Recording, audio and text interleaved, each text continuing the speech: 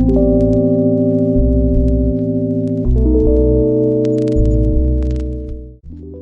guys, and welcome back to my channel. I hope that you guys have been well. I've been well myself. So as promised, today's topic is gonna be about anxiety attacks, panic attacks, and everything that is actually related to it. So anxiety attacks.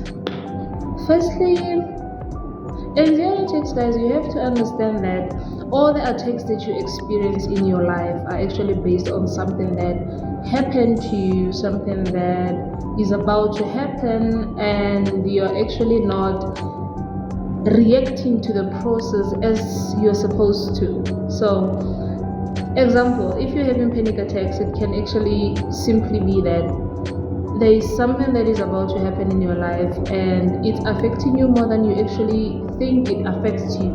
Let's say maybe you have someone that is about to leave your life. Let's say a typical example, you had your parents are splitting up, so you actually can't figure out or actually process the fact that you're gonna have to be living in two separate houses.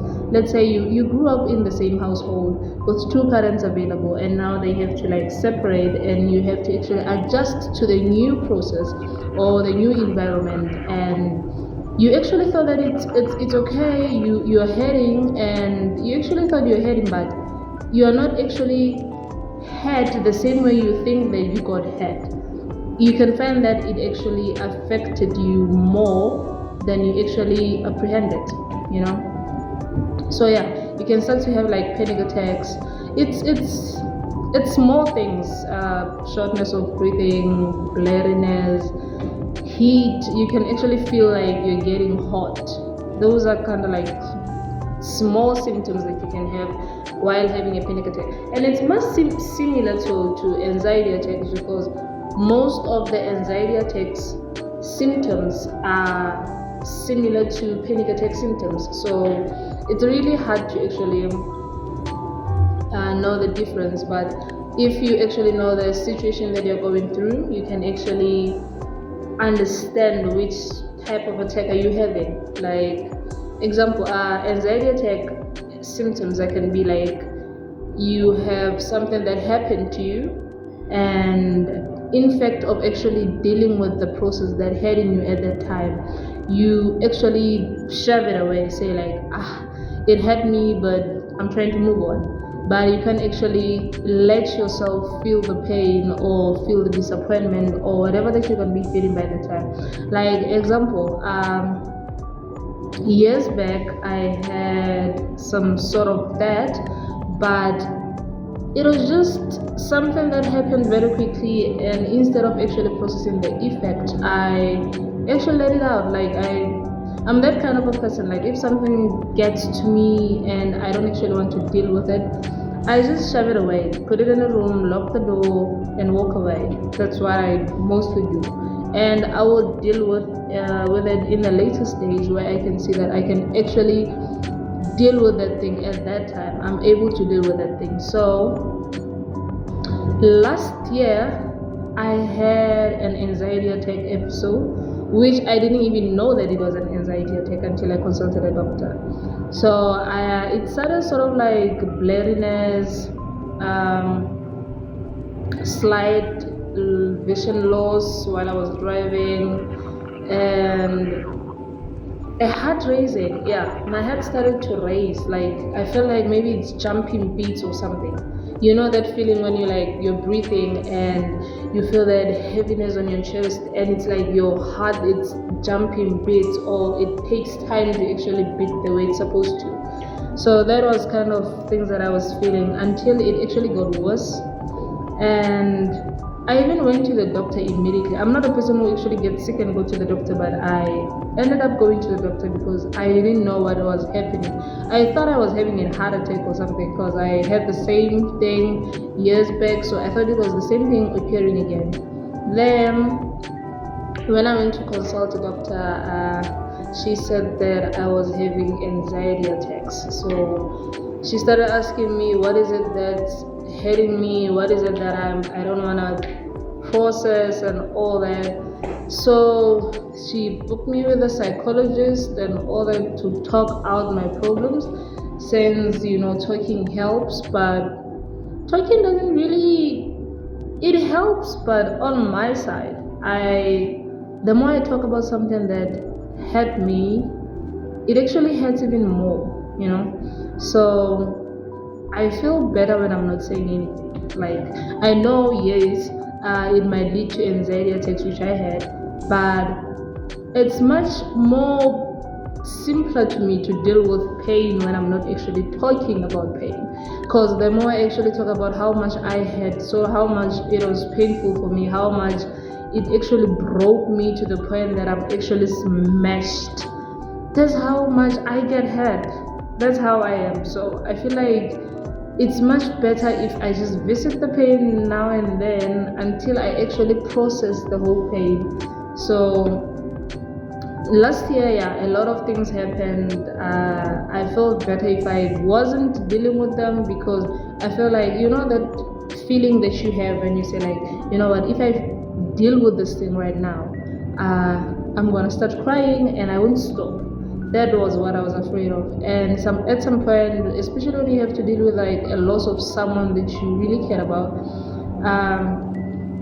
it affects you, like, okay, I care about this person and it affected me, okay, I get it.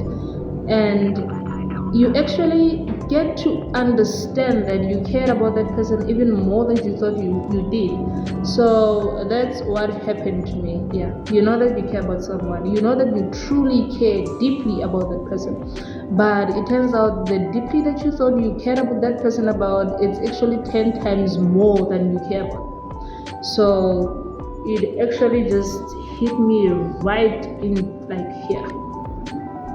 So yeah, I just decided not to deal with it the way I was supposed to. So yeah, anxiety attack, it was the output that I got. So this is actually related to everyone who had anxiety attacks, panic attacks, or someone who might be going through a loss or something that really doesn't sit well with them.